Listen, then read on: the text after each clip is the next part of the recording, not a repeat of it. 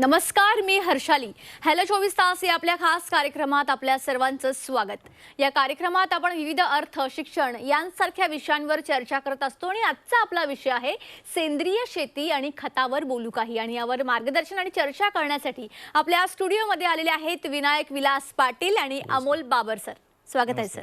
नमस्कार. नमस्कार. विनायक पाटील सरांबद्दल बोलायचं झालं तर विनायक पाटील यांनी BSc ॲग्रीमध्ये आपलं शिक्षण पूर्ण केलं. सुरुवातीपासून शेतीमध्ये आवड असल्यामुळे विनायक पाटील यांनी अनुष्का ॲग्रो प्रभात फर्टिलायझर ऑर्गॅनिक महाराष्ट्राची स्थापना केली आणि स्वतःला कृषी क्षेत्रामध्ये झोकून दिलं. पाटील सर हे CEO म्हणून कार्यभार सांभाळत आहेत.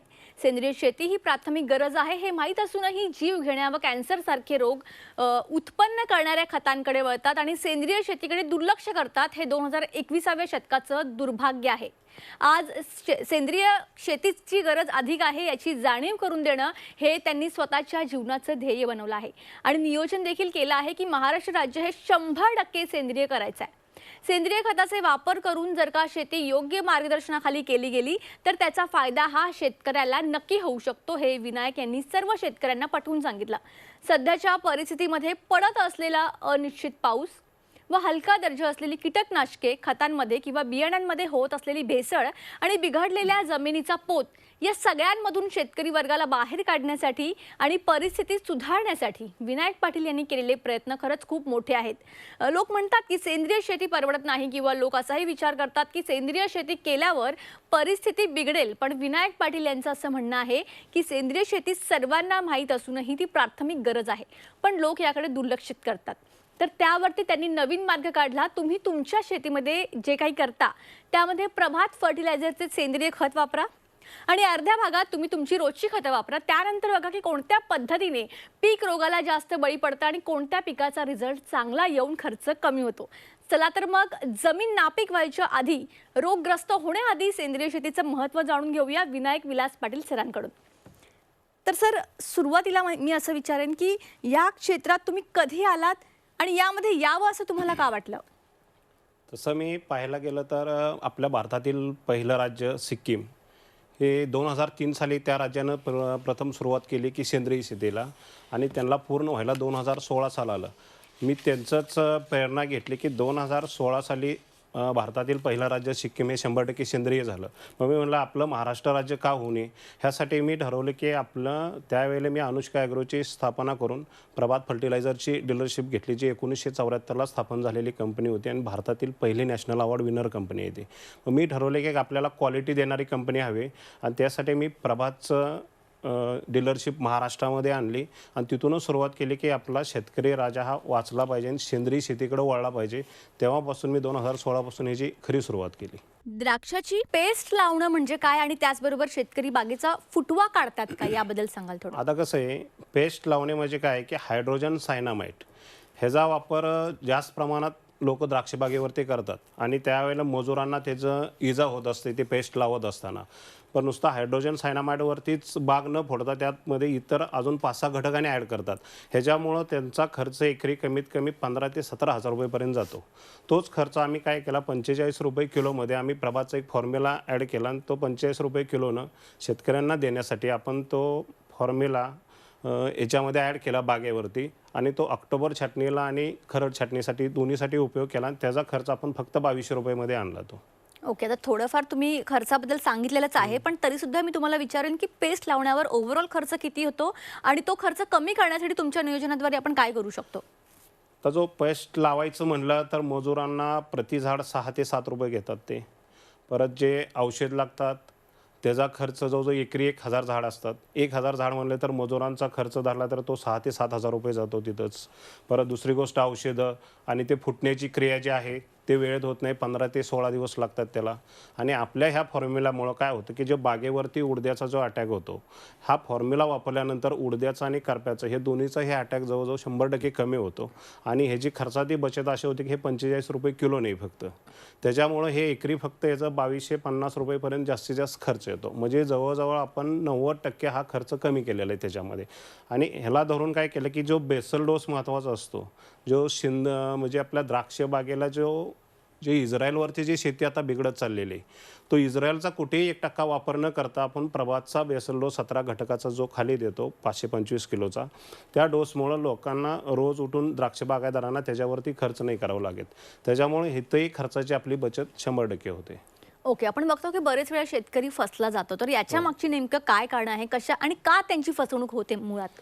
आता महत्त्वाचा विषय काय आहे की शेतकऱ्यांना, तर खेडेगाव जर शेतकरी बघितले तर जवळचं तो लोकलचं दुकानदार पकडतात आणि दुकानदारांचा मेन उद्देश काय आहे की शेतकऱ्यांना क्वालिटी मटेरियल न पुरवणे. उधारी मटेरियल ज्या कंपन्या टाकतात तेच त्यांचं शेतकऱ्यांना देत असतात आणि शेतकरी त्या उधारीमध्ये खरेदी करत असतात. त्याच्यामुळे ते क्वालिटीवरती शेतकरी कधीच बघत नाही. त्याला वर्षाला पीक जातं त्यावेळेला तो वर्षानंतर त्याच्यावरती बघतो की बाबा हां आपल्याला आज हे खत घ्यायचं आहे. मग तो जवळचं लोकलचं काउंटर बघतो तिथं आणि त्याचं उधारीचं खातं असतं त्यामध्ये. त्यामुळे तो क्वालिटीची कधीही चाचपणी करत नाही तिथं. आज द्राक्ष बागायतदारावरची जी अवस्था झाली कोरोनापासून, जे त्याच्यामध्ये खर्चात जी बचत वाढत गेली, म्हणजे त्याच्यामागचं कारण काय आहे की उधारी 50% आहे त्याच्यामध्ये, क्वालिटी खत न मिळणं आणि महत्त्वाचं म्हणजे सेंद्रियचा अभाव तो गावचा लोकल दुकानदार देऊ शकत नाही. तो फक्त मार्जिनचा विषय बघतो आणि त्याच्यामध्ये तो त्यांना तीच क्वालिटी प्रोव्हाइड करत असतो. त्याच्यामुळं आज द्राक्ष शेती एवढी अडचणीत आली आणि जवळजवळ जेवढं क्षेत्र होतं ते ह्या वर्षी कमीत कमी 20% क्षेत्र कमी झालं त्याच्यामध्ये. कशामुळं झालं की उधारीच्या आहारी बागायतदार गेला आणि उधारीच्या आहारी गेल्यामुळं तिथनं पिकाचं रिकवर झालं नाही किंवा द्राक्षामध्ये जेवढा आपण खर्च केला तेवढं त्याचं उत्पादन निघालं नाही. आज अक्षरशः मी ज्यावेळेला पश्चिम महाराष्ट्रामध्ये बघितलं जिथं आमचं द्राक्षाचं क्षेत्र होतं, तिथं अक्षरशः मातीचा असं दगड वाजतात टाळ वाजल्यासारखे. म्हणजे एवढी ते इस्रायल शेतीने एवढी खराब परिस्थिती झालेली आहे. कारण लोकांनी सल्फेटमधली खतं, सेंद्रिय खतं वापरायचं पूर्णपणे थांबवलं. बॅक्टेरियाचा वापर 100% तिथं थांबवला. त्याच्यामुळं बागेवरती रोगाचं प्रमाण जास्त प्रमाणात वाढलं आणि आमचं मेन ध्येय काय आहे की द्राक्षेचा खर्च हा कमी झाला पाहिजे, औषधाचा खर्च हा कमी झाला पाहिजे तिथं. त्यासाठी आम्ही कॉपर सल्फेटचं सुरुवातीपासूनच फवारणी देतो. पेस्टच्या माध्यमातून आपली सुरुवातीला जवळजवळ 15,000 रुपयाची बचत तिथंच होते पर एकर. दुसरी गोष्ट बुरशीनाशकाचा जो खर्च वारेमाप होतो तिथं आपली 50% बचत आपण कॉपर सल्फेटच्या माध्यमातून करतो. कॉपर सल्फेट असं औषध आहे, हे सगळे जगातली ज्या वेळेला औषधं मारून संपतात बुरशीनाशक, त्यावेळेला शेवटचा पर्याय म्हणून कॉपर सल्फेटकडे पाहिलं जातं. पण आम्ही तो न दृष्टिकोन ठेवता त्याचे सुरुवातीपासूनच कॉपर सल्फेटचा वापर तुम्ही करावा बागायतदारांनी. ह्यासाठी आम्ही सर्वतोपरी प्रयत्न करत गेलो आणि तो लोकांना रिझल्ट फार चांगल्या प्रकारे मिळाला आणि तिथंच द्राक्ष बागेचा खर्च हा कमी झाला तिथं. ओके, आता तुम्ही या व्यतिरिक्त आणखी कोणतं सुधारित नियोजन करता याविषयी थोडं सांगाल? तर मेन आमचं सुधारणा काय आहे की पहिला जमिनीचा पोत सुधारणे. कसं झालं 1967 पूर्वी हरित क्रांतीच्या नावाखाली आपल्या जे रासायनिकची इथं जे निर्मिती झाली भारतामध्ये आणि तिथून काय झालं की मुळातच हरित क्रांतीच्या नावाखाली काय होतं की तुम्ही 10% रासायनिकचा वापर करा, 90% सेंद्रियचा वापर करा. पण आपल्यातल्या शेतकऱ्यामध्ये त्यावेळेला जमिनीमध्ये असणारा सेंद्रिय कर्ब, त्याच्यामुळे ते रासायनिक खताला त्यांना उत्पादन 4 पटीनं वाढू लागलं. म्हणून त्यांनी वापर उलटा केला, 90% रासायनिकचा वापर केला आणि 10% फक्त शेणखतावरती आले तिथं. मग त्याच्यामुळं काय झालं की 40 वर्षे झाले आपल्या त्या जमिनीमध्ये एवढ्या नापीक होत गेल्या आणि आत्ता जर 2024 चालू आहे, आज लोकांना काय झालं, आपली लोकसंख्या 140 कोटीच्या वरती गेली आणि 140 कोटीच्या वरती गेल्यामुळं अन्नधान्याचा तुटवडा पडायला लागला. तो तुटवडा पडल्यामुळं लोकांना काय झालं की उत्पादन वाढवणं गरजेचं आहे तिथं. मग त्या उत्पादनाच्या नावाखाली इथं रासायनिकचा वारेमाप वापर होत गेला आणि काही जमिनी अशा नापीक होत गेल्या. मग ह्या नापीकला कुठंतरी पर्याय आपण ठेवला पाहिजे म्हणून आम्ही सेंद्रिय शेतीचं धोरण अवलंबलं. 2016 पासून ते आज 2024 पर्यंत जवळजवळ आमच्याकडं महाराष्ट्रामधला 20 ते 30% फार्मर कन्वर्ट झाला इकडं आणि त्याच्यामुळं हा फायदा झाला की त्यांचं उत्पादनातही वाढ झालं आणि खर्चात बचत झाली. आणि दुसरी गोष्ट काय आहे की माझं मेन ध्येयच असं होतं की आपण पृथ्वीवरती येऊन काहीतरी निसर्गाचं आपण देणं आहे आणि ते देणं काय असेल तर आपल्याला 84 लाख योनीपैकी एक मनुष्य जन्माचं आपल्याला म्हणजे प्रथम म्हणजे कसं आहे की आपण 84 लाख योनीपैकी आपण मनुष्य प्राणी हा एकदाच जन्म मिळतो. मग त्याच्यामध्ये येऊन आपण काहीतरी सत्कर्म केलं पाहिजे किंवा एक चांगली गोष्ट केली पाहिजे. ह्या दृष्टिकोनातून मी ठरवलं की आपलं राज्य हे 100% सेंद्रिय करण्याचा प्रयत्न मी 2016 पासून त्यासाठी करत असतो आणि त्यामुळं ठरवलं की आपण काहीतरी केलं पाहिजे इथं येऊन. म्हणून मी ठरवलं त्यासाठी की आपण कमी खर्चामध्ये शेतकऱ्याचं उत्पादन कसं वाढेल ह्या दृष्टिकोनातून माझा प्रयत्न चालू आहे. ओके, आता रासायनिक खतं जी असतात किंवा जो स्प्रे असतो त्याचा पिकांवर किती दुष्परिणाम होतो, मग एकंदरीत हे किती प्रमाणात वापरलं पाहिजे किंवा वापरूच नये? आता कसं आहे, लोकांना काय वाटतं की सेंद्रिय केली की आपली 100% शेती संपून जाईल. पण तुम्ही सुरुवातच जर नाही केली तर तुमचं ते 100% संपणारच आहे. आज जवळजवळ असा भाग महाराष्ट्रामधला आहे जो 30% भाग हा नापीक आलेला आहे. जवळजवळ आपल्या पूर्ण पृथ्वीवरतीच 72% पाणी आणि 28% जमीन आहे. त्याच्यामधले जमिनीमधले किती पीक, आपण जंगलं पण आहेत. मग त्याच्यामध्ये राहिलं पीक किती, कारण आपण पुढल्या पिढीला जमीन देणार आहोत का पूर्ण नापीक करून देणार आहोत. कारण एकमेव असं आहे की शेती आज प्युअर अन्न जर तुम्ही देऊ शकाल ना, तर तुम्ही 1000 रुपये किलोसुद्धा शाळू हायब्रिड जे काही गोष्टी असतील, जे अन्नधान्य असेल, जे रोजची गरज आहे, ते पैसा खाऊन तुम्ही नाही कमवू शकत तिथं. त्यासाठी तुम्हाला जमीन ताब्यात ठेवणं गरजेचं आहे. आणि जर जमीन व्यवस्थित झाली तर आज शेतकऱ्यासारखा राजा कोणी होऊ शकत नाही. त्यासाठी तुम्हाला सेंद्रिय अन्न पिकवणं, प्युअर अन्न पिकवणं हे गरजेचं आहे तिथं. ओके, तर द्राक्षाचं जे पीक असतं त्या व्यतिरिक्त इतर कोणत्या पिकामध्ये आपण मार्गदर्शन करता? तर आम्ही कोकणामध्ये आंब्यासाठी, हापूससाठी पण केलं. तिथंही रासायनिकचा वारेमाप वापर होत होता. आम्ही त्या ठिकाणी त्या लोकांना जाऊन सेंद्रिय शेतीचं महत्त्व पटवलं. आमचं देवगडमध्ये काम चालू होतं, रत्नागिरीला काम चालू होतं, पूर्ण सिंधुदुर्गमध्ये चालू होतं. त्या लोकांना सेंद्रिय शेतीविषयी सांगितलं. त्यामुळे त्यांच्या आंब्याच्या बागेमध्ये एवढा भरपूर प्रमाणात म्हणजे उत्पादनात एवढी वाढ झाली. परत त्यानंतर आपण मराठवाड्यामध्ये गेलो, मराठवाडा, विदर्भ. तिथं सोयाबीनचं पीक आहे. तिथं जर आताची परिस्थिती बघितली, गेल्या वर्षीच आम्ही तिथं ज्यावेळेला टाल घेतली 5 क्विंटलच्या वर सोयाबीन निघत नव्हतं. पण आता आमचं 2023ला ज्यावेळेला पाऊसमान कमी होता, पण त्या पाऊसमानामध्ये कमी असताना सुद्धा आम्ही सेंद्रियच्या जोरावरती 16 क्विंटलपर्यंत सोयाबीन घेऊन गेलो तिथं. म्हणजे तिथं शेतकऱ्यांचा जवळ 5,000 रुपये क्विंटलनं जरी पकडलं तर 10 क्विंटल मागं 50,000 रुपये तिथंच नफा झाला. त्यांचं फक्त कसं होतं, 5 क्विंटल सोयाबीन निघायचं. आत्ताचा रेट बघितला तर 5,000 रुपयाच्या आसपास आहे. म्हणजे 5,025 टोटली 75,000 रुपये आपण एकरी उत्पादन वाढवलं.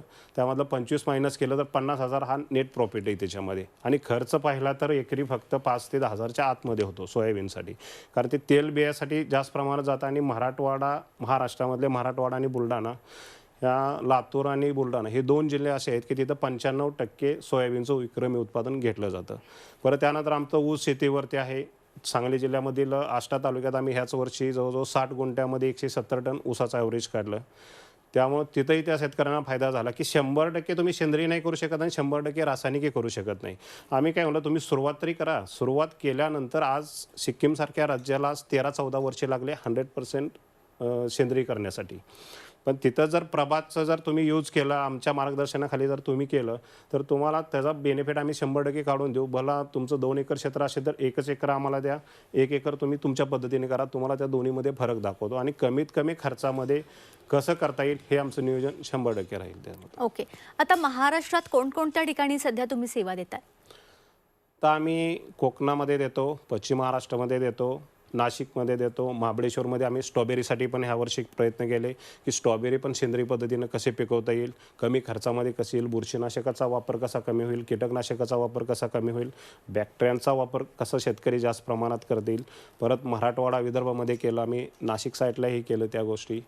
त्यामुळे जवळजवळ आम्ही पश्चिम महाराष्ट्र असेल, विदर्भ असेल, कोकण असेल, ह्या एवढ्या एरियामध्ये आम्ही आता काम चालू आहे आमचं तिथं.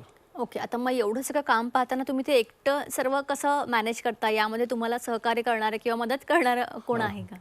आता कसं आहे मॅडम, ज्या वेळेला आम्ही ही सिस्टीम उभारली आज 2016 पासून, माझे सहकारी मित्र अमोल बाबर सर हे पण आहेत, तेही असतात. आमचे ऊस कन्सल्टंट अजित कबाडे साहेब, आमचे 3-4 जे आमचे खालचे फार्मर आहेत ते आम्हाला फार मोठे सपोर्ट करतात. आमचे तिकोंडीचे एक मोठे फार्मर आहेत उमेश होनकंडे साहेब म्हणून, त्यांचे 22 एकर वाईनचे. परत त्याच्यामध्ये त्यांचा सपोर्टही फार राहिला. ते 2016 पासूनच माझ्यासोबत आहेत. त्याच्यामुळे हे एक मोठी हे झाली. आणि आमचे ज्यांच्यावरती आम्ही ह्यावर्षी प्रयोग केला, प्रकाश भोसले म्हणून उमदीचे बागायतदार आहेत ते, त्यांच्या शेतीवरती 2200 झाडामध्ये आम्ही पहिला बिना पेस्टचं ज्यावेळेला प्रोसेस केली की त्यांची बाग आम्ही 10व्या दिवशी वांच करण्यासाठी केली तिथं, जे ॲक्च्युली केमिकलच्या प्रोसेसने 15 ते 18 दिवस लागतात त्याला. हे आमच्या ह्या पद्धतीनं आम्ही कमीत कमी खर्चामध्ये जवळजवळ तो 10व्या ते 11व्या दिवशी आम्ही वांच काढले आणि त्याचं पूर्ण प्रूफ दाखवलं की तुमचं कमी खर्चामध्ये कशी द्राक्षबाग होऊ शकते. ओके, आता तुमच्या नियोजनात तुम्ही नेमकी कोणती उत्पादनं वापरता आणि त्यामध्ये रासायनिक खते किंवा फवारणी असते का? थोडं सविस्तरमध्ये सांगाल? तर आम्ही कसं आहे, बेसल डोसच्या माध्यमातून मायक्रोन्यूट्रन्स हे गरज आहे त्याची, त्यामुळं मायक्रोन्यूट्रन्स हे लिमिटेशनमध्ये देतो. बाकी त्याच्यामध्ये आम्ही PSB असेल, पोटॅश असेल, NPK असेल, ॲझोटोबॅक्टर असेल, रायझोबियम असेल. आता लोक काय करतात की युरियाचा वापर सगळ्यात जास्त प्रमाणात करतात. आम्ही त्या युरियाला पर्याय म्हणून काय केलं की ॲझोटोबॅक्टर, रायझोबियमचा वापर करा. जे नैसर्गिकमध्ये तुम्हाला 78% नायट्रोजन हे निसर्गानंच दिलेलं आहे. मग त्याचा जर वापर केला तर तुम्हाला नायट्रोजन हे 78% तुम्हाला ऑटोमॅटिकली मिळून जातं. ही निसर्गाची देणगी आहे. तर तुम्ही रासायनिकमधलं वापरलं तर ते 46% फक्त नत्र आहे. पण त्यामधलं तुम्हाला 21% यूज होतं, बाकीचं तर 21% होतच नाही आहे म्हणजे जवळजवळ त्याच्यामध्ये. जर आपण ॲझाटोन, रायझोबियमचा वापर जर चांगल्या प्रकारे केला तर तुम्हाला नत्राची कमतरता जाणवणार नाही त्याच्यामध्ये. आणि जो पालापाचोळा पडतो, तो पालापाचोळा जर आपल्याला चांगल्या प्रकारे सेंद्रियमध्ये जर कन्वर्ट करायचं असेल तर त्यामध्ये आपण डिकम्पोजरचा वापर करतो. डिकम्पोजर असेल, त्यामध्ये काळा गुळण ह्याची जर फवारणी घेतली तर तो पूर्ण 40 दिवसामध्ये पूर्ण कुजून त्याचं खत आणि पावडर टाईपमध्ये तयार होतं त्यामध्ये. ओके. तर प्रेक्षकांनो, अमोल बाबर सर हे प्रभात फर्टिलायझर आणि केमिकल वर्क्स हरियाणाचे AMS म्हणून कार्यभार बघतात. तर त्यांच्यासोबत आपण थोडी चर्चा करूया, त्यांच्याकडून जाणून घेऊयात की प्रभात कंपनीचे नेमके काय प्रोडक्ट्स आहेत आणि त्याबद्दल सविस्तरमध्ये सरांकडून जाणून घेऊयात. नमस्कार. प्रभात फर्टिलायझर ही कंपनी महाराष्ट्रामध्ये आम्ही जवळपास 2015-16 म्हणजे आम्ही सुरुवात 2015-16 केली होती पाटील साहेबांनी, मी तेव्हापासून संपर्कात आहोत. आम्ही एका चांगल्या कंपनीच्या शोधात होतो, त्यावेळेला आम्हाला प्रभात फर्टिलायझरचा एक क्लू मिळाला. त्यानंतर आम्ही त्या कंपनीचा रिसर्च केला आणि प्रोडक्ट खूप छान वाटले आम्हाला. मग त्यानंतर आम्ही 2018ला महाराष्ट्रामध्ये आणली कंपनी आणि कंपनीचे जे इस्टॅब्लिश आहेत 1974चं आहे. आणि 1974 नंतर आज 50 वर्ष झाली कंपनी मार्केटमध्ये आहे. मल्टीनॅशनल लेवलला काम करते कंपनी, एकूण 16 देशांमध्ये काम करते कंपनी. आणि महत्त्वाची गोष्ट काय की आम्ही मोठमोठ्या ब्रँड म्हणजे कंपन्या महाराष्ट्रामध्ये आहेत. त्या कंपन्यांचे मी कॅमेऱ्यावरती नाव घेऊ शकत नाही. मोठमोठ्या ब्रँडच्या जेवढ्या कंपन्या आहेत त्या कंपन्यांना आम्ही रिब्रँडिंगसाठी मटेरियल देतो. म्हणजे आम्ही क्वालिटी पॅरामीटरवरती काम करतो. प्रभात फर्टिलायझर म्हणजे क्वालिटी पॅरामीटरवरतीच काम करणारी कंपनी. वर्ल्डमध्ये आम्ही काय प्रोडक्ट असे बनवतो त्याचे रेकॉर्ड आहेत. म्हणजे आम्ही आता मायक्रोन्यूट्रन पण बनवतो, कारण आमचं 20% थोडंफार मायक्रोन्यूट्रन बनवतो आम्ही आणि बाकीचे ऑर्गॅनिक आणि बायोलॉजिकल प्रोडक्ट आम्ही बनवतो. तर थोडक्यात सांगायची गोष्ट अशी आहे की महाराष्ट्रामध्ये आम्ही सुरुवात 2019ला 18ला जरी केली असली तर आज 5 वर्षामध्ये महाराष्ट्राच्या कानाकोपऱ्यात आम्ही क्वालिटीमुळेच पोचलेलो आहोत. सगळ्यात महत्त्वाची गोष्ट काय आहे की तुम्ही जर क्वालिटी प्रोडक्ट दिले मार्केटमध्ये किंवा शेतकऱ्यांना तर शेतकरीसुद्धा खुश होतात. कारण काय की शेतकऱ्यांना जर तुम्हाला खुश करायचं असेल तर कुठलीही गोष्ट ज्यावेळेला तुम्ही देतात तर त्याचे रिझल्ट दिसून येतो. बरोबर. तर रिझल्ट दिसण्याच्या दृष्टिकोनातून प्रोडक्ट पण त्या क्वालिटीचे असले पाहिजेत. आणि पाटील साहेबांनी पण माझ्यावरती चांगला विश्वास ठेवला की बाबरसाहेब तुम्ही मला बऱ्यापैकी सपोर्ट केलेला आहे. आजपर्यंत त्यांनी स्वतः बोलत आले, कारण का की मी त्यांना क्वालिटी दिलेली आहे. पाटील साहेब हे ह्या गोष्टी आज मला इथे घेऊन आलेल्या आहेत. त्याचं पाठीमागचं कारण तेच आहे की अमोल बाबरसाहेब तुम्ही मला क्वालिटी दिलेल्या आहेत, तुम्ही माझ्यासोबत चला कंपनीसाठी, तुम्ही कंपनी म्हणजे बाजूने 1-2 वाक्य बोला. त्यासाठी मला त्यांनी इथे घेऊन आलं. त्यासाठी पाटील साहेब आपलं धन्यवाद. आणि नक्कीच आम्ही महाराष्ट्रामध्ये खूप मोठ्या लेवलला घेऊन जाणार आणि शेतकऱ्यांना मोठा सपोर्ट करण्याच्या दृष्टिकोनातून पाटील साहेब, मी आणि आमची टीम आहे, असं टीम पूर्ण सपोर्ट करणार आहोत. ओके. तर आता तुमचं मूळ ध्येय काय आहे आणि इन फ्युचर तुम्हाला अजून काय काय करायचं असेल? तर मेन काय आहे, माझं मेन ध्येय हेच आहे की महाराष्ट्रातल्या ग्राहकांना हा विषमुक्त अन्न भेटलं पाहिजे. जे विषयुक्त आहे, जर आपण भारतातलं बघितलं तर पंजाबसारखं राज्य जे आहे ते 100% तिथं एवढं कॅन्सरग्रस्त आहे की तिथं रोज भटिंडा जिल्ह्यातून रोज एक ट्रेन निघते, जे कॅन्सरग्रस्त ट्रेन म्हणून. तोच आमच्या एरियामध्ये होऊ नये किंवा महाराष्ट्रामध्ये त्याचा वापर जास्त प्रमाणात होऊ नये की बाबा रासायनिकचा जो वापर वारेमाप चालू आहे त्याला कुठंतरी रोकथाम झाली पाहिजे. आणि मेन उद्देश काय आहे की प्रभातने ठरवलं आहे की सेंद्रिय शेती हे फार महत्त्वाची गोष्ट आहे. त्यासाठी तर भारत सरकारने 2011 साली प्रभात फर्टिलायझरला नॅशनल अवॉर्ड विनर जाहीर केला. म्हणजे जे क्वालिटीसाठी पण दिलं आणि भारतातील पहिली कंपनी आहे जी नॅशनल अवॉर्ड विनर आहे. त्यामुळं आज जवळजवळ 55 वर्षे झाली कंपनीची स्थापना होऊन, आणि त्यामुळे ते क्वालिटीमध्ये कुठे 1%ही त्याच्यामध्ये बदल होत नाही. मी तेवढ्या खात्रीनं खाली शेतकऱ्यांना सांगू शकतो की तुमचं उत्पादन तुम्ही जेवढं काढताय त्याच्यात दुप्पट काढून देऊ शकतो, पण त्याच्यामध्ये जमिनीचा किंवा निसर्गाचा ऱ्हास करून नाही. जे पाहिजे ना, जे निसर्गही वाचला पाहिजे. आजची जर परिस्थिती बघितली की अवकाळी पाऊस कधीही पडतो, मग त्याच्यामागचं काय की वाढलेलं तापमान. हे वाढलेलं तापमान हे आपल्याला 100% घातक आहे. मग ते शरीराला असू दे, नाही तर रोज आपल्या आजूबाजूला बघा एवढं कॅन्सरचं पेशंट तयार झाले, एवढं रोज पेशंट. मग रोज उठून आपण दवाखान्यातच जायचं का? मग आपण जगणार किती? पहिला मनुष्य 100 वर्षे जगत होता, आज तो 50 वर्षे जगायच्या म्हणजे परिस्थितीमध्ये नाही राहिला. मग आम्हाला कुठंतरी एक ते थांबवायचं आहे आणि आपलं महाराष्ट्र राज्य सुजलाम सुफलाम करून दाखवायचं आहे. जे छत्रपती शिवाजी महाराजांनी जे स्थापन केलेली महाराष्ट्राची भूमी आहे त्याला कुठंतरी एक चांगलं सेंद्रिय त्यांनी ज्या पद्धतीनं शेतकऱ्याच्या म्हणजे गवताच्याही देंडाला धक्का लागू नये हे जे त्यांचं ध्येय होतं, हेच आमचं ध्येय आहे की मी महाराजांच्या विचारावरती चालतो की आपल्या शेतकरी राजाला कुठेही 1% फटका बसू नये. तुम्ही या ठिकाणी याला खूप चांगलं मार्गदर्शन केलं, त्यासाठी तुमचे मनापासून धन्यवाद. धन्यवाद. थँक्यू. आजच्या कार्यक्रमात आपण बघितलं की जो शेतकरी सतत फसला जातोय, एक प्रोडक्ट्स घेताना जे काही त्याच्यामध्ये कन्फ्युजन असतं ते आज या सरांनी इथे दूर केलेलं आहे. तर कमी खर्चात जास्त उत्पन्न देणारं आणि जमिनीची सुपीकता वाढवणारं विषयुक्त जे आता अन्न पिकतं त्याला विषमुक्त करण्यासाठी आत्ताच प्रभात फर्टिलायझरशी संपर्क साधा. नंबर जो तुम्हाला स्क्रीनवर दिसतोय. नमस्कार.